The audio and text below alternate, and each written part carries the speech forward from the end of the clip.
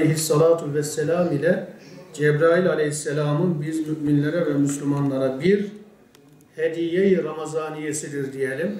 Çünkü her Ramazan Cebrail aleyhisselam gelir, Peygamber Efendimiz aleyhissalatu vesselama Kur'an-ı Kerim'i okur. Allah Resulü aleyhissalatu vesselam da Cebrail aleyhisselama okur. Cebrail aleyhisselam yani Cebrail aleyhisselam okur, Peygamberimiz dinler. O ardından Peygamber Efendimiz okur, Cebrail aleyhisselam dinlerdi ve bunu her Ramazan yaparlardı. Ve rivayetlere göre Allah Resulü aleyhissalatu vesselamın vefat edip Refik-i Alasına, Rabbisine döneceği yıl bunu Peygamberimizle Cebrail aleyhisselam 2 defa gerçekleştirmişler. Ve biz de inşallah o günden bugüne 14 asırdır, bugünden de inşallah kıyamete kadar Cebrail aleyhisselam ile Peygamber Efendimizin bu güzel adetlerini, uygulamalarını, sünnetlerini inşallah yaşatacağız. Yani niyetimiz Peygamber Efendimiz aleyhissalatu vesselama nedir? Tabi olmaktır, ittiba eylemektir.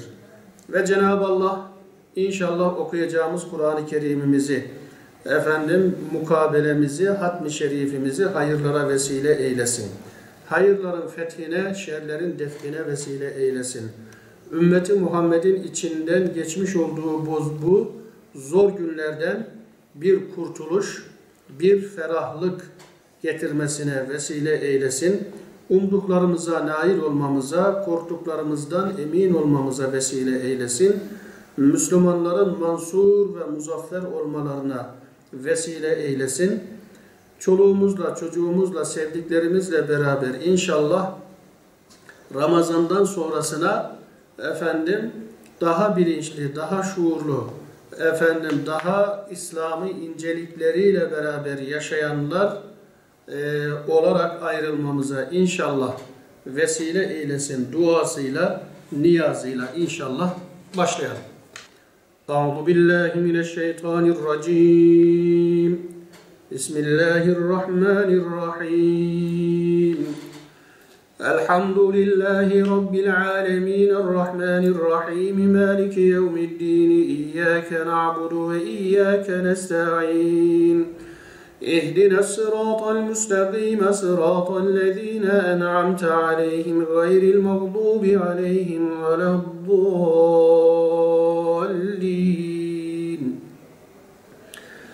بسم الله الرحمن الرحيم. ألف لام ميم. ذلك الكتاب لا ريب فيه هدى للمتقين الذين يؤمنون بالغيب ويقيمون الصلاة ومما رزقناهم ينفقون والذين يؤمنون بما أنزل إليك وما أنزل من قبلك وبالآخرة هم يوقنون أولئك على هدى ربهم وأولئك هم المفلحون. ومن الناس من يقول آمنا بالله وباليوم الآخر وما هم بمؤمنين يخادعون الله والذين آمنوا وما يخدعون إلا أنفسهم وما يشعرون.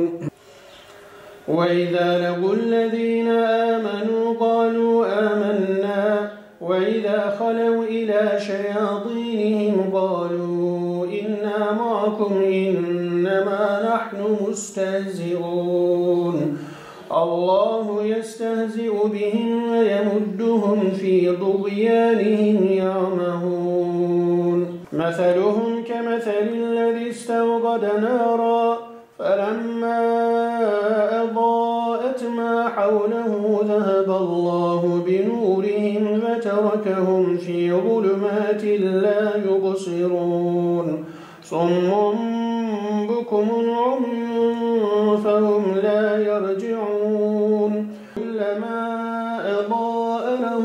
مشوا فيه وإذا أظلم عليهم قاموا ولو شاء الله لذهب بسمعهم وأبصارهم إن الله على كل شيء قدير الذي جعل لكم الأرض فراشا والسماء بناء وأنزل من السماء ماء فأخرج به من الثمرات رزقا لكم فلا تجعلوا لله